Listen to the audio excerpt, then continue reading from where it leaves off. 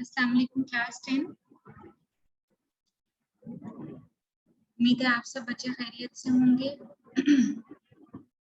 बेटे आज हमारा फर्स्ट लेक्चर है। मेरी कुछ अपनी मसरूफियत थी, इसकी वजह से मैं आपकी क्लासेस पिछले दिनों नहीं ले सकी, लेकिन आज क्लास 10 का इस्लामिक का आपका फर्स्ट लेक्चर है। सूरह अहज़ाब चैप्टर नंबर 1 आयत नंबर 1 से 8 तक, 1 to 8। और ये आयतें मैं आपके सामने रीड करूंगी एक एक करके और आपको एक्सप्लेन करूंगी। लेकिन इससे पहले सूरह अहज़ाब का थोड़ा सा पस मंजर आपको मैं बता दूं। आप लोग अपने हाथ में पेंसिल और नोटबुक्स रखिएगा और वो नोट डाउन करते जाइएगा। सूरह अहज़ाब नाजिल हुई थी ग़ज़वा अहज़ाब के बाद सन 5 हिजरी में, और इस सूरत के जो बुनियादी मौज़ूआत हैं उनमें सूरह अहज़ाब के ऊपर मुकम्मल तबसरा है, ग़ज़वा अहज़ाब के ऊपर और ग़ज़वा बनु कुरैज़ा के ऊपर, जो ग़ज़वा अहज़ाब के फौरन बाद पेश आया था। इसके अलावा इसमें मुंह बोले बेटों से मुतालिक अहकामात अल्लाह ताला ने बयान किए हैं, और फिर इसमें जो है पर्दे के अहकामात और ख़वातीन से मुतालिक अहकामात अल्लाह ताला ने बयान फरमाए हैं। तो हम लेसन स्टार्ट करते हैं अपना। ग़ज़वा अहज़ाब जो है उसका पस मंज़र कुछ इस तरह से था कि जो कुफ़ारे मक्का थे उन्होंने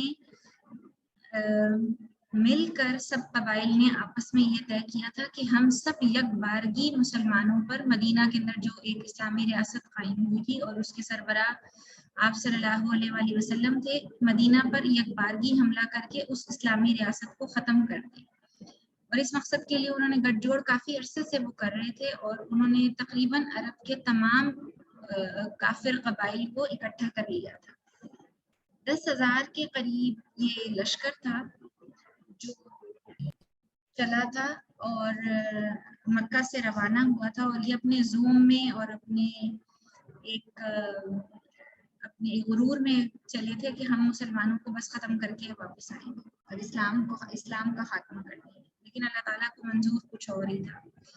उधर नबी सल्लल्लाहु अलैहि वसल्लम को किसी तरीके से इत्तला मिली कि ये इनका इरादा है मदीना पर हमला करने का। उन्होंने तमाम सहाबा कराम को बुलाया और मशवरा किया आपस में।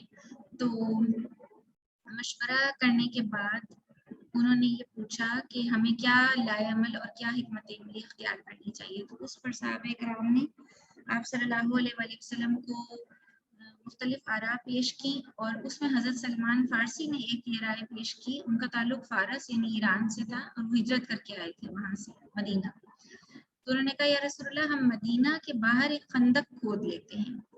तो वो खंदक नहीं पार कर सकेंगे, और अरब के अंदर ये जंगी हिकमत अमली बिल्कुल नई थी, इस तरीक़ाकार से पहले वो वाकिफ नहीं थे अरब लोग। चुनांचे उन्होंने आप सल्लल्लाहु अलैहि वसल्लम के सामने जब ये तजवीज़ पेश की तो आपको ये तजवीज़ बहुत पसंद आई और आपने खंदक खोदने का मशवरा दे दिया। 20 दिन लगे खंदक की खुदाई में, और उस दौरान भी कुछ वाक़यात पेश आए और जो अहादीस के अंदर मौजूद हैं। जैसे एक पत्थर था, चट्टान नुमा पत्थर, वो नहीं टूट रहा था सहाबा कराम से, तो आप सल्लल्लाहु अलैहि वसल्लम को बुलवाया गया। आपने एक ज़र्ब लगाई उस पत्थर पर, तो वो पत्थर जो था उसमें से चिंगारियां निकली, और आपने फरमाया कि मुझे किस्रा के महल दिखाई देते हैं। इस चिंगारियों में अल्लाह ताला ने आप सल्लल्लाहु अलैहि वसल्लम को किस्रा के महल दिखाए। इसी तरह उस मौके पर मुसलमानों का जो था वो बहुत कसम पुरसी का आलम था, भूख और गर्मी की शिद्दत थी। तो हज़रत जाबिर रज़ी अल्लाह अन्हु एक सहाबी हैं, उन्होंने पेशकश की नबी सल्लल्लाहु अलैहि वसल्लम को कि आप मेरे साथ घर चलिए और मैं आपको ना खाना खिलाता हूँ। तो उन्होंने हज़रत जाबिर रज़ी अल्लाह अन्हु ने अपने घर वालों से कहा, उनके पास एक ही बकरी थी, उन्होंने कहा इस बकरी को ज़िबा करके इसका गोश्त का शोरबा तैयार करें। उन्होंने गोश्त का शोरबा तैयार करने के लिए चढ़ा दी हांडी। तो नबी सल्लल्लाहु अलैहि वसल्लम ने हज़रत जाबिर को फरमाया कि तुम हांडी को ना उतारना जब तक मैं ना पहुंच जाऊं, और आटे की रोटी ना पकानी शुरू करना जब तक कि मैं वहां ना पहुंच जाऊं।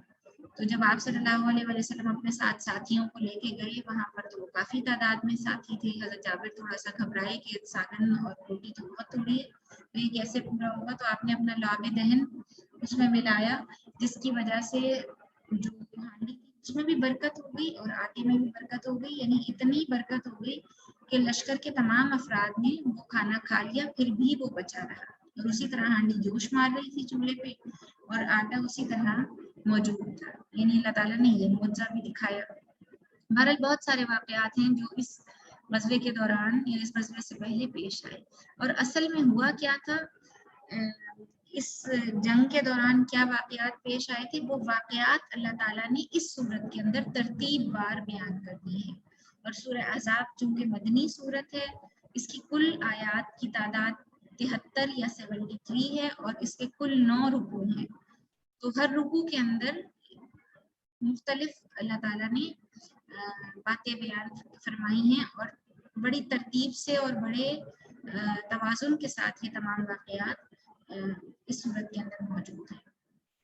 ٹھیک ہے، تو چلتے ہیں آیت ایک ایک کر کے میں پڑھتی جاتی ہوں اور آپ کو پھر ایکسپلین کرتی جاتی ہوں، جہاں آپ کو نہ سمجھ میں آئے پھر آپ مجھ سے لیکچر کے بعد پوچھ سکتے ہیں۔ پہلا رکوع ہے آیت نمبر 1 سے 8 تک۔ بسم اللہ الرحمن الرحیم، شروع اللہ کا نام لے کر جو بڑا مہربان نہایت رحم والا ہے۔ یا ایھا النبی اتق اللہ ولا تطع الکافرین والمنافقین ان اللہ کان علیما حکیما۔ اے پیغمبر صلی اللہ علیہ وآلہ وسلم، خدا سے ڈرتے رہنا اور کافروں اور منافقوں کا کہا نہ ماننا۔ ان اللہ کان علیما حکیما، بے شک خدا جاننے والا اور حکمت والا ہے۔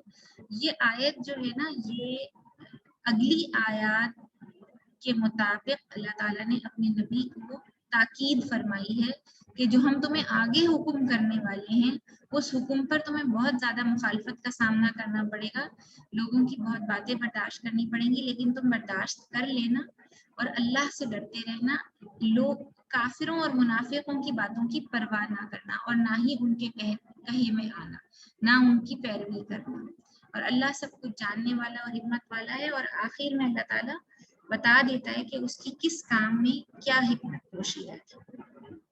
ٹھیک ہے، وَاتَّبِعْ مَا يُوحَىٰ إِلَيْكَ مِن رَّبِّكَ إِنَّ اللَّهَ كَانَ بِمَا تَعْمَلُونَ خَبِيرًا۔ اور جو کتاب تم کو تمہارے پروردگار کی طرف سے وحی کی جاتی ہے اسی کی پیروی کیے جانا، بے شک خدا تمہارے سب عملوں سے خبردار ہے۔ کتاب کا مطلب انہیں قرآن کی آیات جو تم پر وحی کی جاتی ہیں ان کی پیروی کیے جانا، جو حکم دیا جا رہا ہے اس کو مانتے چلے جانا۔ وَتَوَكَّلْ عَلَى اللَّهِ وَكَفَىٰ بِاللَّهِ وَكِيلًا، اور اللہ پر بھروسہ رکھنا اور اللہ ہی بہترین کارساز ہے اور وہ کافی ہے۔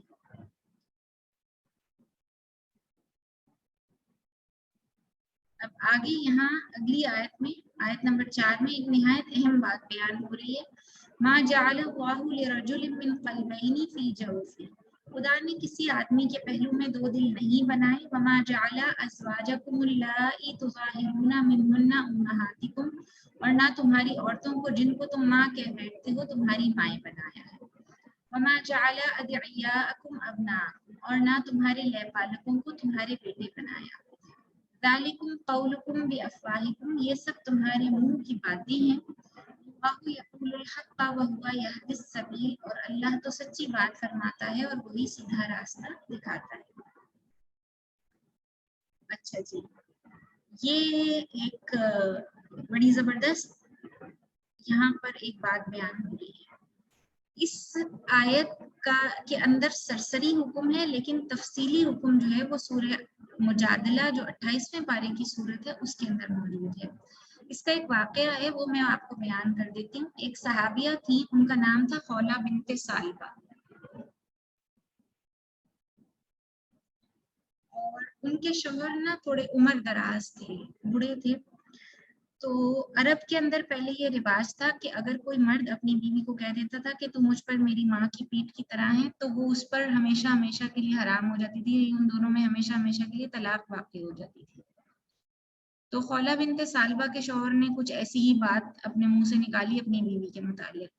تو خولہ جو تھیں وہ نبی صلی اللہ علیہ وآلہ وسلم کے پاس تشریف لائیں اور انہوں نے کہا، یا رسول اللہ، میرے بچے بہت چھوٹے ہیں، اگر میں شوہر کے اوپر وہ بچے ڈالتی ہوں تو نہ وہ کما سکے گا اور نہ وہ ان کی تربیت کر سکے گا۔ اگر بچوں کی ذمہ داری خود اٹھاتی ہوں تو میں ان کے کھانے کا بندوبست کیسے کروں گی، ان کی ضروریات کا بندوبست کیسے کروں گی، اور ان کی دیکھ بھال کیسے کروں گی. تو میں بہت مشکل میں ہوں اس وقت، میری اس مشکل کا حل بتائیے. چونکہ اس وقت تک واضح حکم نازل نہیں ہوا تھا تو وہ روتی جا رہی تھیں اور اپنی فریاد نبی صلی اللہ علیہ وآلہ وسلم کو بیان کرتی جا رہی تھی کہ میں کیا کروں، میں بڑی ایک مشکل میں پھنس گئی ہوں. اس طرح تو نہ میں بچوں کو چھوڑ سکتی ہوں، نہ ان کی ذمہ داری اٹھا سکتی ہوں، میرے پاس کوئی وسیلہ اور سبیل نہیں ہے. تو اس پر رسول اللہ صلی اللہ علیہ وآلہ وسلم خاموش رہے. وہ اپنی فریاد کر کے اور رو کر وہ مایوس ہو کے واپس جانے لگی. ابھی دروازے تک پہنچی تھی واپس پلٹ کر تو وہی نازل ہونا شروع ہوئی اور سورہ مجادلہ کی آیات نازل ہوئی کہ قد سمع اللہ قول التی تجادلک، اللہ کے رسول، اللہ تعالیٰ نے یقیناً سن لی ہے اس عورت کی فریاد جو آپ سے جھگڑا کرتی تھی، اور اس کا معاملہ اللہ تعالیٰ نے دیکھ لیا. اور پھر اللہ تعالیٰ نے فرمایا کہ یہ جو اس طرح کے الفاظ لوگ نکالتے ہیں منہ سے، وہ اس کو عربی زبان میں زہار کا لفظ کہا جاتا ہے. زہار زہر سے نکلا، زہر کا مطلب ہوتا ہے پیٹھ یا پشت. تو آپ صلی اللہ علیہ وآلہ وسلم کو یہ احکامات اللہ تعالیٰ نے نازل فرمائے کہ اس کا کفارہ مقرر کر دیا، یعنی کہ 2 ماہ کے مسلسل روزے رکھنا، ایک غلام آزاد کرنا یا 60 مسکینوں کو کھانا کھلانا. تو یہ کفارہ ادا کرنے کے بعد ان دونوں کے درمیان طلاق واقع نہیں ہوگی اور وہ ان کی بیوی ہی رہیں گی. پھر اللہ کے رسول صلی اللہ علیہ وسلم نے جلدی سے حضرت عائشہ کو بھیجا کہ آپ جائیں اور ان کو واپس بلا کے لائیں. تو وہ جو خولہ بنت ثعلبہ تھیں ان کو واپس بلا کے لائیں حضرت عائشہ، اور انہوں نے کہا، نبی صلی اللہ علیہ وسلم نے فرمایا کہ اللہ تعالیٰ نے آپ کی فریاد ساتویں آسمان پر بھی سن لی اور وہاں سے یہ حکم نازل فرمایا. تو وہ خوش ہو گئی. لیکن جب کفارے کا انہوں نے سنا تو انہوں نے کہا میرے شوہر تو 2 مہینے کے روزے نہیں رکھ سکتے متواتر، اور نہ ان کے پاس اتنی رقم ہے کہ وہ ایک غلام آزاد کر سکیں، اور 60 مسکینوں کو وہ کھانا بھی نہیں کھلا سکتے. تو اس پر خولہ نے کہا اچھا میرے پاس کچھ ہے اناج ہے پڑا ہوا تو وہ میں ان کی طرف سے ادا کر دوں. پھر نبی صلی اللہ علیہ وسلم کے پاس اسی وقت ایک ٹوکرا جو تھا نا وہ کھجوروں کا آیا. تو آپ صلی اللہ علیہ وسلم نے فرمایا خولہ ایسا کرتے ہیں کہ میں اور تم مل کے یہ کفارہ تمہارے شوہر کی طرف سے ادا کر دیتے ہیں. یہ خیر اسی وقت کے لیے تھا حکم، یعنی کہ کفارے کی ادائیگی کا، کہ نبی صلی اللہ علیہ وسلم نے ان کے ساتھ کنٹریبیوٹ کر لیا. لیکن اللہ تعالیٰ نے یہاں گنجائش دے دی کہ اس طرح کفارہ ادا کیا جا سکتا ہے اور وہ ان کی بیوی ہی رہیں گی، یعنی ان کے درمیان طلاق واقع نہیں ہوگی. اور اس کا جو ایک مین بات تھی، ایک بنیادی بات تھی، وہ اللہ تعالیٰ نے سورہ احزاب میں بیان فرمائی کہ اللہ نے کسی آدمی کے پہلو میں 2 دل نہیں بنائے، اور نہ تمہاری عورتوں کو جن کو تم ماں کہہ بیٹھتے ہو تمہاری مائیں بنائے. یعنی اگر تمہاری بیویاں ہیں تم نے ان کو اپنی ماں کی طرح بولا ہے تو وہ تمہاری مائیں نہیں بن جائیں گی. لیکن ایسے لفظ الفاظ اگر منہ سے نکالو گے تو اس کا پھر کفارہ ادا کرنا پڑے گا، یعنی سوچ سمجھ کے بولو جو بھی کچھ تم نے بولنا ہے. اور نہ تمہارے لے پالکوں کو تمہارے بیٹے بنایا، یعنی جن کو تم اپنا بیٹا بنا لیتے ہو، منہ بولا بیٹا بنا لیتے ہو، وہ تمہارے اصلی بیٹے نہیں بن جاتے. اصلی جو ان کے اصل باپ ہیں وہی ان کے اصل باپ رہیں گے. یہ سب تمہارے منہ کی باتیں ہیں اور خدا تو سچی بات فرماتا ہے اور وہی سیدھا راستہ دکھاتا ہے. یعنی اللہ تعالیٰ نے وہ جو عرب زمانے کی جو لب اور بےہودہ رسمیں چلی آ رہی تھی ان کو اللہ تعالیٰ نے ختم کر دیا، اور ان کو ختم کرنے کے بعد لوگوں کے لیے یہ احکامات بیان کیے کہ جو کچھ بولو سوچ سمجھ کے بولو. ایسی کوئی اگر بات منہ سے نکل جاتی ہے تو اس کے بعد اللہ کے حضور معافی کے طور پر اور استغفار کے طور پر کفارہ بھی ادا کریں. اگلی آیت پڑھتے ہیں.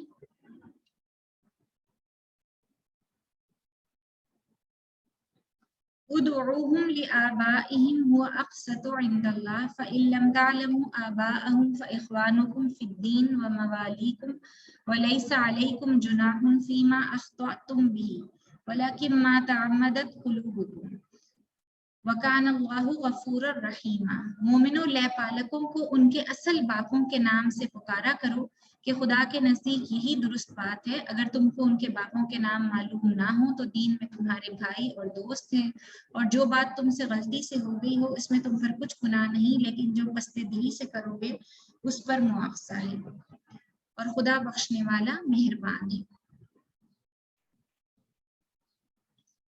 यहाँ से एक और बात शुरू हो रही है, यहाँ से एक और नया मौजू शुरू हो रहा है। वो मौजू आप समझ लीजिए क्या है, और वो बुनियादी मौजू है इस सूरत का।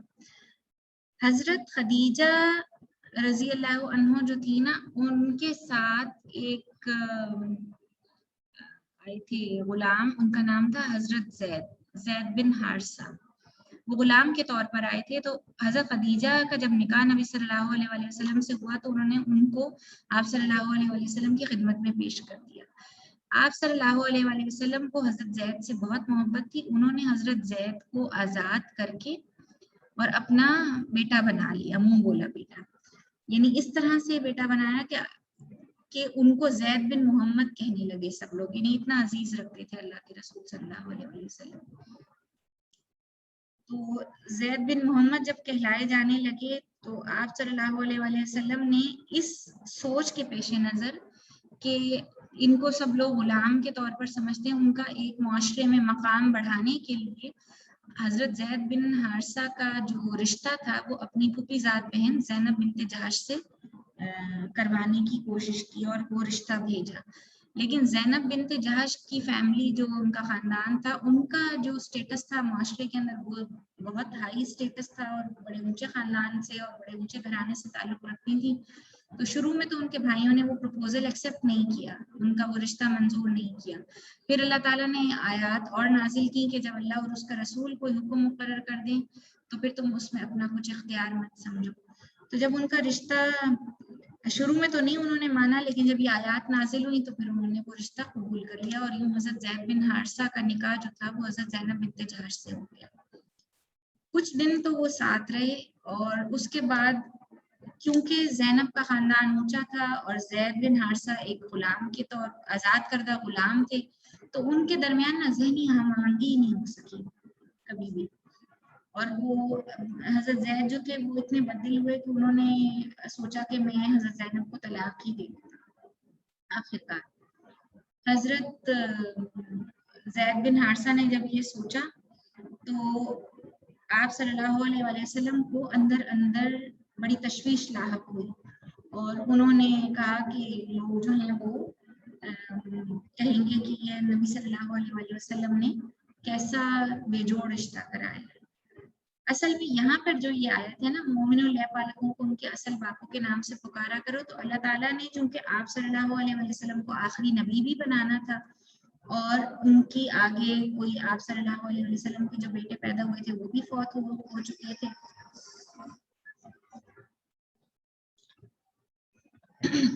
और जो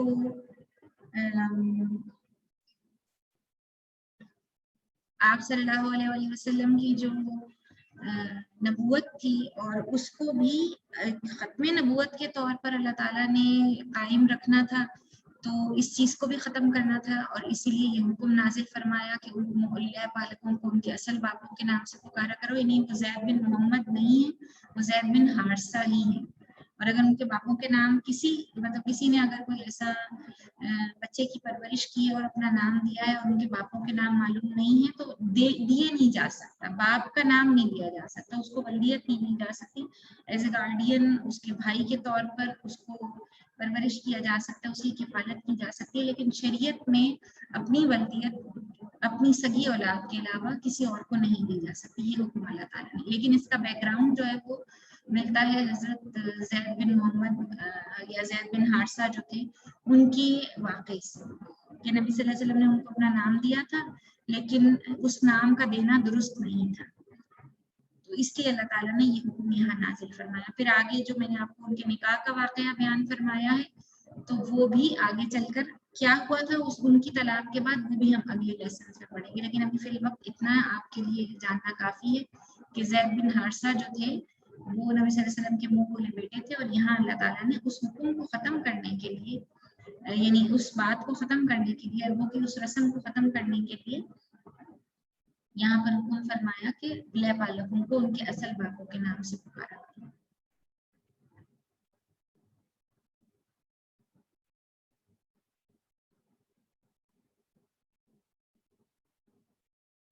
ठीक है, अच्छा जी, आगे चलते हैं। आगे अल्लाह ताला ने फरमाया کہ خدا کے نزدیک یہی درست بات ہے. اگر تم کو ان کے باپوں کے نام معلوم نہ ہو تو دین میں تمہارے بھائی اور دوست ہیں, اور جو بات تم سے غلطی سے ہو گئی ہو اس میں تم پر کچھ گناہ نہیں, لیکن جو قصد دلی سے کرو یعنی جان بوجھ کر کرو اسی پر مواخذہ ہے, اور خدا بخشنے والا مہربان ہے. یعنی اب بات معلوم ہو گئی تو اب جان بوجھ کر یہ کام نہیں کرنا, جان بوجھ کر نام نہیں دینا, کہ جس کا جو نام ہے, جس کی جو ولیت ہے اس کو اسی ولیت سے پکارا جائے. النبی اولا بالمؤمنین من انفسهم وازواجه امہاتهم, پیغمبر مومنوں پر ان کی جانوں سے بھی زیادہ حق رکھتے ہیں. وازواجه امہاتهم, اور پیغمبر کی بیویاں ان کی مائیں ہیں. وَأُولُو الْأَرْحَامِ بَعْضُهُمْ أَوْلَىٰ بِبَعْضٍ فِي كِتَابِ اللَّهِ مِنَ الْمُؤْمِنِينَ وَالْمُهَاجِرِينَ إِلَّا أَن تَفْعَلُوا إِلَىٰ أَوْلِيَائِكُمْ مَعْرُوفًا, اور رشتہ دار آپس میں کتاب اللہ کی روح سے مسلمانوں اور مہاجروں سے ایک دوسرے کے ترکے کے زیادہ حقدار ہیں. یہ کیا کیا باتیں ڈسکس ہو رہی ہیں, میں ابھی آپ کو باری باری سمجھاتی ہوں. النبی اولا بالمؤمنین من انفسهم وازواجه امہاتهم, یہاں اتنی بات سمجھ لیجئے کہ پیغمبر مومنوں پر ان کی اپنی جانوں سے بھی زیادہ حق رکھتے ہیں. یہاں پر اللہ تعالیٰ نے اس کانٹیکسٹ میں یہ بات کہی ہے جب حضرت زید کا رشتہ بھیجا تھا حضرت زینب بنت جہش کے ساتھ, تو ان کے بھائیوں نے منع کیا تھا, تو پھر اللہ تعالیٰ نے ان کو یہاں پر یہ الرٹ دیا کہ پیغمبر مومنوں پر ان کی جانوں سے بھی زیادہ حق رکھتے ہیں, نہیں ان کو اختیار نہیں ہے کہ وہ اللہ کے رسول کی رضا اور ان کے حکم کے آگے اپنی مرضی چلائیں.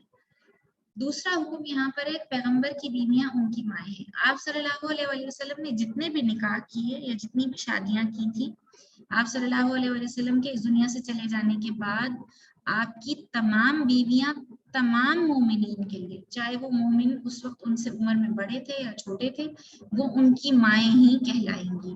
اور آپ صلی اللہ علیہ وسلم کی بیویوں سے کوئی بھی نکاح نہیں کر سکتا تھا آپ کے دنیا سے چلے جانے کے بعد.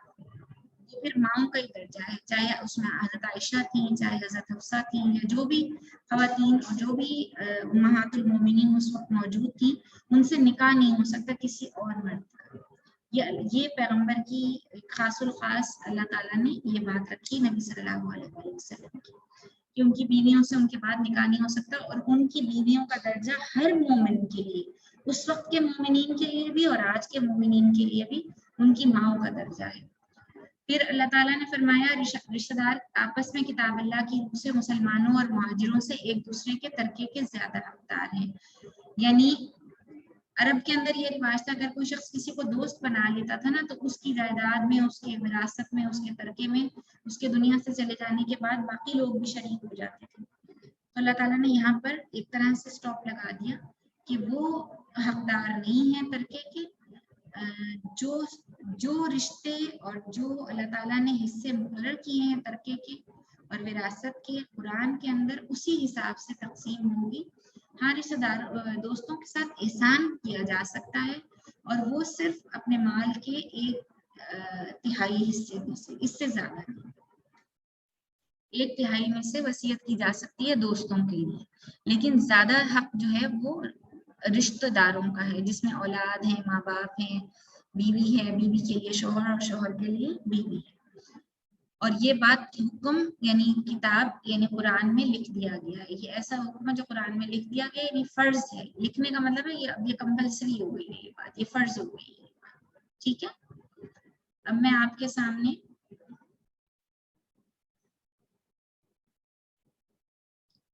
اس کی اگلی والی آیت کھولتی ہوں.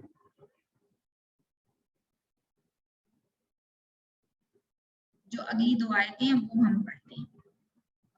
وَإِذْ أَخَذْنَا مِنَ النَّبِيِّينَ مِيثَاقَهُمْ وَمِنْكَ وَمِن نُوحٍ وَإِبْرَاهِيمَ وَمُوسَىٰ وَعِيسَىٰ ابْنِ مَرْيَمَ وَأَخَذْنَا مِنْهُم مِيثَاقًا غَلِيظًا, اور جب ہم نے پیغمبروں سے عہد لیا اور تم سے اور نوح علیہ السلام سے اور ابراہیم علیہ السلام سے اور موسیٰ علیہ السلام سے اور مریم کے بیٹے عیسیٰ علیہ السلام سے, اور عہد بھی ان سے پکا لیا.